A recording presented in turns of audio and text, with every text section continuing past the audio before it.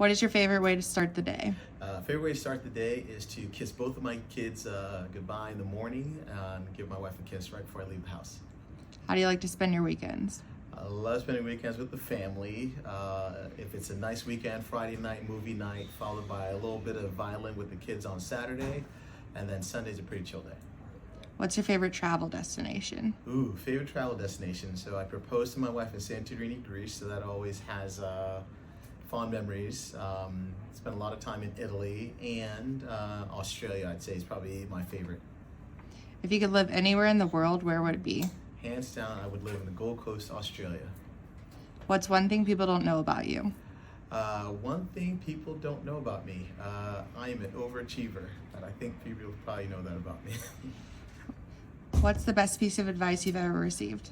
Best piece of advice I've ever received was from Dr. Neil Mullins. When I started dating my wife, he told me to marry her. I sure did. How do you unwind after a long day? There's no such thing as unwinding after a long day with 2 kids. What's your favorite hobby outside of work? Favorite hobby recently is the violin.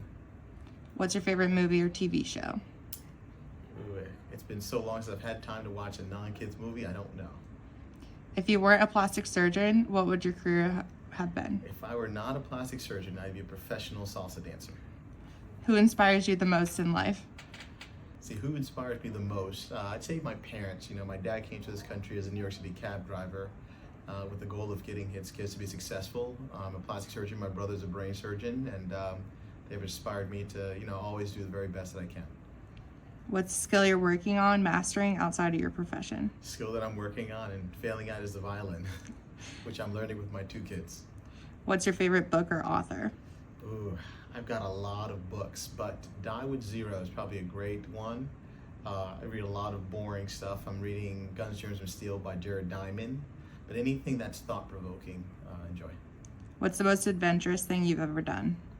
Most adventurous thing I've ever done was moved across the world to Australia.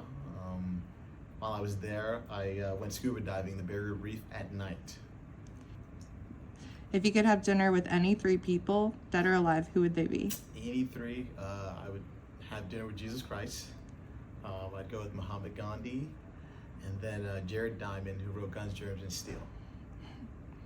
What's the most memorable trip you've ever taken?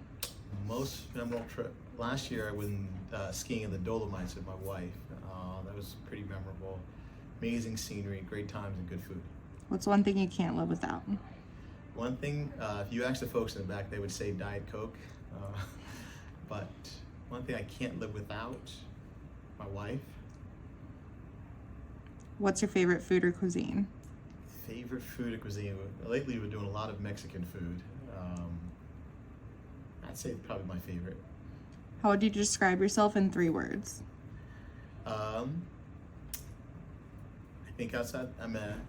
think I'm analytical.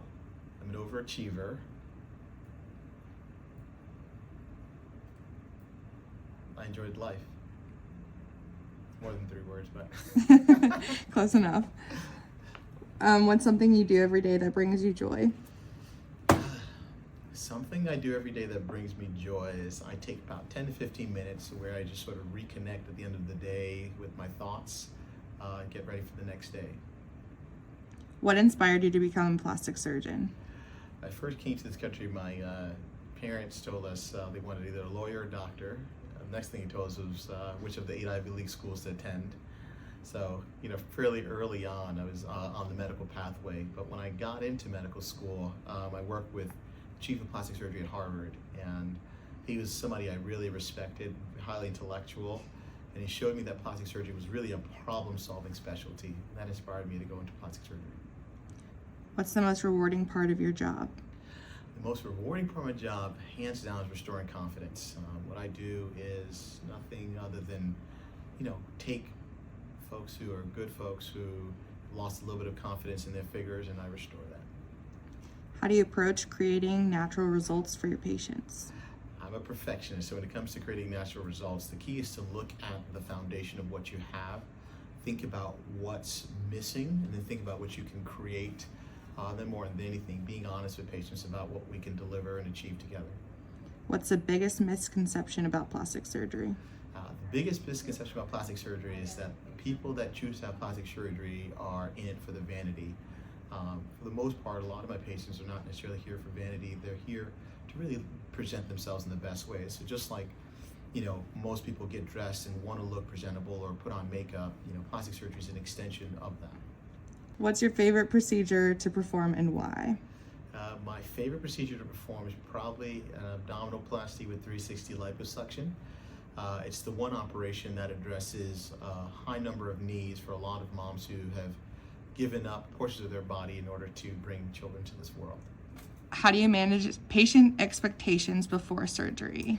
The key with patient expectations is always to be honest. I think some people want to oversell and underdeliver. My goal is to undersell and overdeliver. So for the most part, being a perfectionist, the result that I'm chasing is usually far more than the result that most of my patients are after. And that helps, especially when I'm honest about what we can deliver and achieve together. What role does communication play in patient satisfaction? Communication is huge when it comes to patient satisfaction. I think every patient needs to understand from the surgical standpoint what can be achieved, and then from the surgeon standpoint, you have to understand what a patient's after. So once those two levels of understanding meet, oftentimes you're able to meet patient expectations.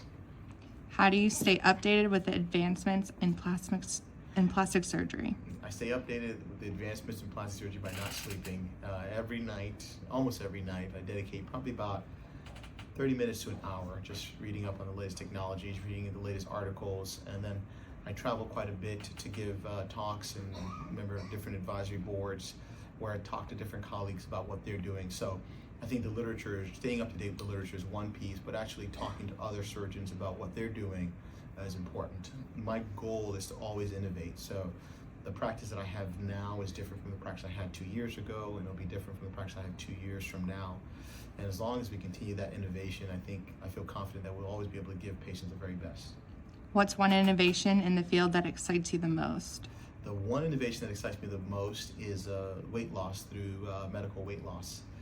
For a long time, the majority of weight loss options have revolved around dieting and exercise, and now we have another alternative that gives patients an opportunity to get to the very best figure that they can have.